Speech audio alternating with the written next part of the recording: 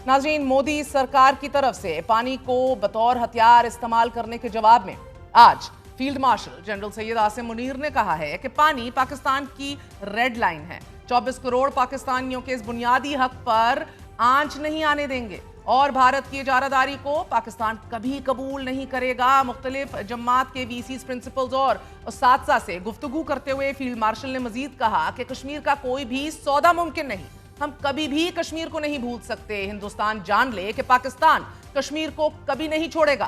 Field marshal ने दहशतगर्दी से मुतल्लिक ये कहा है कि दहशतगर्दी भारत का अंदरूनी मसला है। वहां दहशतगर्दी की बुनियादी वजह अकलियतों, मुसलमानों पर बढ़ता जुल्म है। भारत में दहशतगर्दी की बढ़ती वजह तासुब पसंदी है। सिंतास मुआहदे से मुतल्लिक वजीर आजम शहबाज शरीफ का भी ये कहना है कि पाकिस्तान अमन का ख्वाहां है, मगर सिंतास मुआहदे की खिलाफ वर्जी किसी सूरत बर्दाश्त नहीं की जाएगी।